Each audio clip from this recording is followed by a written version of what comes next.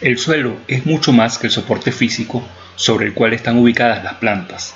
En el suelo se va a dar una serie de reacciones químicas que necesariamente implican un sólido conocimiento de esos fundamentos químicos.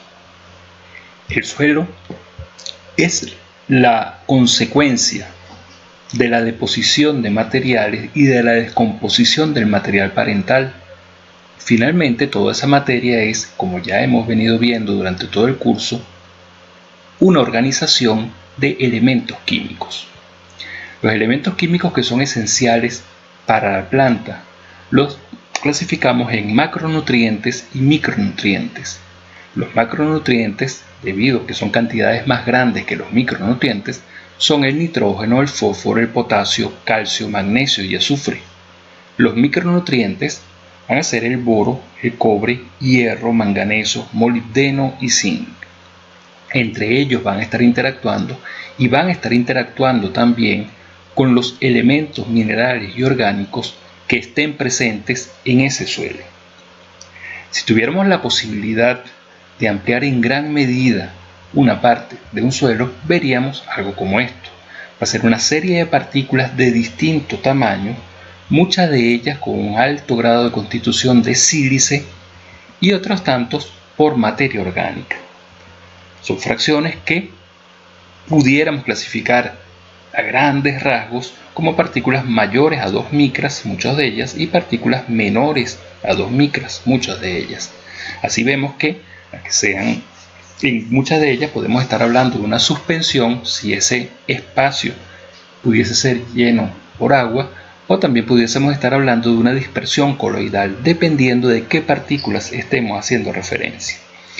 Todo esto es espacio vacío. Ese espacio vacío puede ser llenado por agua y es así entonces cuando van a aparecer dentro de esta fracción dispersión coloidal, cuando estamos haciendo referencia a estas pequeñas partículas del suelo, y también vamos a poder estar hablando de disolución si hablásemos de lo que son los elementos químicos las moléculas, los cationes, los aniones que estén disueltos en el agua.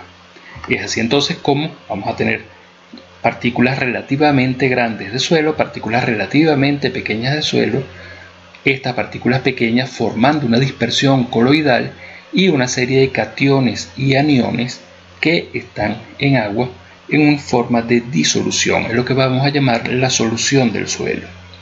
Si tuviésemos posibilidad de ampliar en gran medida una muy pequeña parte de este suelo, pudiésemos ver algo como esto. Vamos a tener una serie de fracciones, generalmente las minerales, que son arcillas, que debido a cierto grado de inestabilidad pueden tener ciertas rupturas y quedar cargadas negativamente. Otras pocas partes de lo que es fundamentalmente materia orgánica, debido a su inestabilidad, pueden quedar cargadas positivamente. La mayoría de cargas de la fracción mineral y orgánica en el suelo van a ser cargas negativas, y esto es lo que va a dar lo que llamamos la capacidad de intercambio catiónico. Vamos a ver que en solución va a haber una serie de cationes. A manera didáctica estamos viendo los cationes en color verde, los aniones en color negro. Esta interacción va a dar entonces que los cationes tiendan a ir hacia aquellas partículas cargadas negativamente y los aniones tiendan a ir hacia las partículas del suelo que están cargadas negativamente. Veamos una de las propiedades más importantes en el suelo, como lo es la acidez del suelo. Ya sabemos que la acidez en una disolución va a estar dada por la cantidad de cationes de hidrógeno. Estos cationes de hidrógeno van a conferir a la disolución una serie de características, y es necesario en el suelo, si estos cationes están en la disolución del suelo, vamos a tener suelos ácidos, es necesario en una gran cantidad de veces neutralizar esa acidez. Vamos a colocar de forma didáctica entonces los hidrógenos en color rojo, y para lograr entonces la neutralización de estos es necesario adicionar e incorporar carbonato de calcio, de tal manera que estas moléculas, al entrar en contacto con el agua, se van a disociar en sus respectivos cationes y aniones, cationes calcio, aniones carbonato. Los carbonatos, al entrar en contacto con agua, se produce esta reacción. Se van a producir entonces grandes cantidades de OH.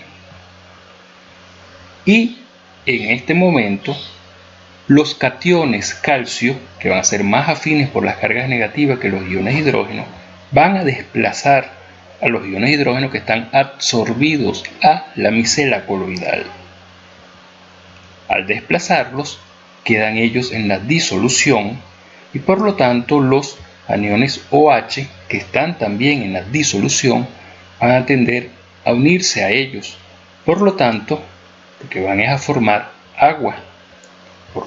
Todos los cationes de hidrógeno que estaban acidificando el suelo, no todos, en su gran mayoría los cationes que estaban acidificando el suelo, dependiendo de la cantidad de carbonato de calcio que hayamos incorporado, generarán entonces estas moléculas de agua al unirse el OH que se dio por la reacción del carbonato en presencia del agua.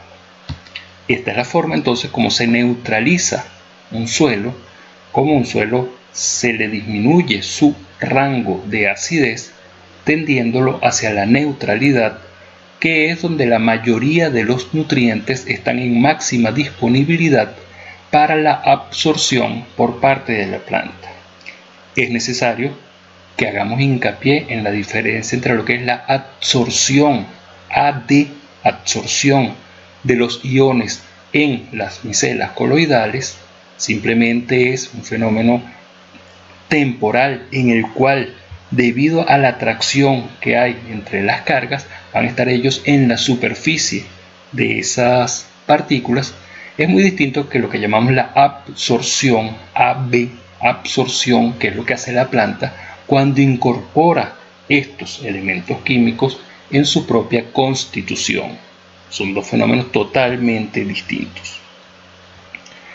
Adicionalmente a esto, es necesario que veamos la importancia de las determinaciones analíticas dentro de lo que son los suelos. Por ejemplo, la misma acidez.